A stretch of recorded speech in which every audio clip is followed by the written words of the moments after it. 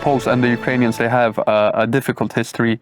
Here I have in mind especially the Second World War and the genocide, the Volyn massacre, which was around 100,000 Poles, that practically all civilians that were massacred during the war, but especially there was a climax in 1943. During the spring it started, and then it really peaked during the summer months. So there are definitely difficult episodes in Polish-Ukrainian history, but at the same time, again, the Ukrainians and the Poles, they have a certain history that is in common. For example, Poland suffered a devastating defeat in the 13-year war against the Russian Empire between 1654 and 1667, which ended with the Treaty of Andrusovo, and later on the Eternal Peace Treaty of 1686, where Poland lost left bank Ukraine, meaning the part of Ukraine that is on the east of the Dniester and the Dnipro river. This is the start of Poland's very difficult century and a half, so to say, which culminates or ends really with the third partition in 1795, when Poland disappears from the map. That last part, which started with the first partition in 1772, it comes under the reign of Catherine the Great. And Catherine the Great was also the empress who took away the sovereignty, or at least autonomy, of the Zaporizhian Cossacks, this embryo of a Ukrainian state that the Ukrainians view as in many ways, apart from Kiev and Rus, apart from Galician Volhynia, they view the Zaporizhian Cossacks as a very important stepping stone on their way to re-establishing, or at least trying to re-establishing their state in 1918, or re-establishing, if we count the Zaporizhian Cossacks, the Hetmanate as a state entity. There are some different schools when it comes to this. What is certain is that they had a certain level of autonomy, and this was taken away by Catherine the Great in 1762. So more or less the same time as the Poles lose their own. Again, later after the First World War, we have initially the Polish-Ukrainian War, during which the Poles, they fight against the Western Ukrainian People's Republic, this small self-proclaimed state that was created around the city of Lviv.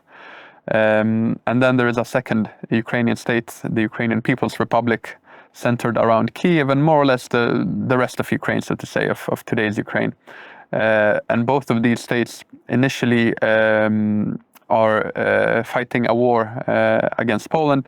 There is a dispute over where the border between the two states should be. However, the Poles and the Soviets, the Bolsheviks, they also initiate fighting around 1918, 1919, around the turn of the year, there around New Year's Eve. The first attack is really by the Reds against the Vilnius area, which the Poles consider a part of their state, as it had been a part of the Polish-Lithuanian Commonwealth for centuries, up until the partitions. And later on, during February, March 1919, there is more fighting between the Poles and the Red Army in what is today's Belarus.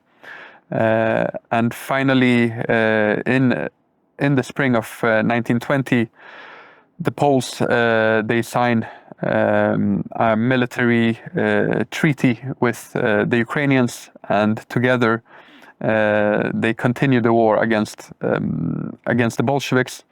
They push the Red Army back. They take Kiev together.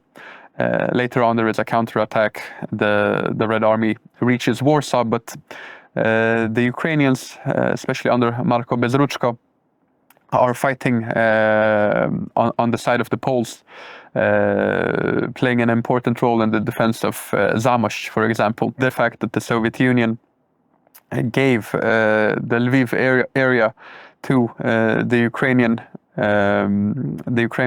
Socialist Republic, a constituent part of the Soviet Union.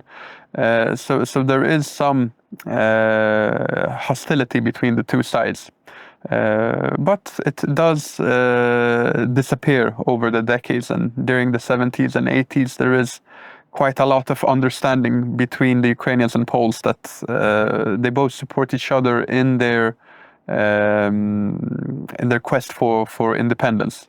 So when the Solidarity movement comes into existence in Poland in the 1980s, there is also a similar movement taking place in Ukraine, which is especially strengthened after the Chernobyl accident in 1986, when more and more Ukrainians say that their country is being mismanaged by the powers in the Kremlin, and they believe that national sovereignty would give them more opportunities. So the Poles and the Ukrainians, they do support each other during those crucial years of 1989, 1991.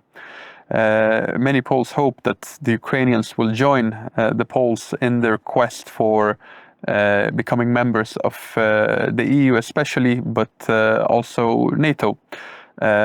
However, the political elite in sovereign Ukraine, especially their first two presidents, Kravchuk and Kuchma, decide that they want to have some form of balancing act, a similar position that Belarus tried to play for quite a while, that they are neither with the Russians nor with the West.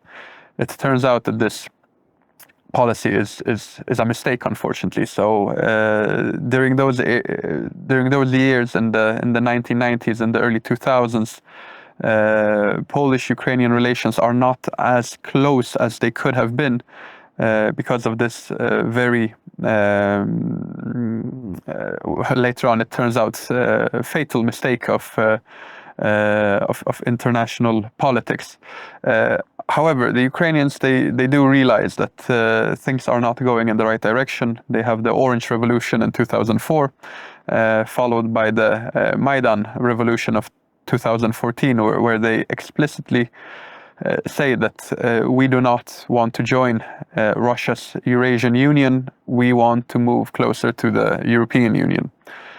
Russia naturally cannot accept this, and they quickly invade and annex Crimea, and unofficially, even though they send in regular troops, they also intervene in the Donbass area, starting this conflict that has lasted since 2014, which has to be said had cooled down significantly in the years leading up to the war of 2022. We'll pick up the story here on Poland Daily History. In the meantime, thank you for watching.